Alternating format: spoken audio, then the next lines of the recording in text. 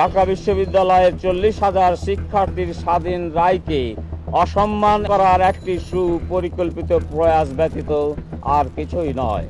নির্বাচন সুষ্ঠুভাবে সম্পন্ন হওয়ার 2 সপ্তাহ পর কিছু ছাত্র সংগঠন ও শিক্ষকগণের ফোরাম সংগঠন নির্বাচনকে বিতর্কিত করার চেষ্টা করেছেন। কিছু বক্তব্য ও বিবৃতি ইউটিএলের দৃষ্টিগোচর হয়েছে।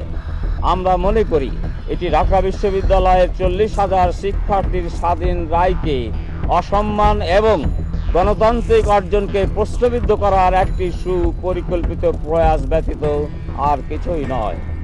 আমরা দৃঢ়ভাবে বিশ্বাস করি ঢাকা বিশ্ববিদ্যালয়ের শিক্ষার্থীরা তাদের মুক্ত চিন্তা, ন্যায় বিচার এবং গণতান্ত্রিক অধিকারকে সর্বোচ্চ গুরুত্ব দিয়ে এই নির্বাচনে অংশগ্রহণ করেছেন।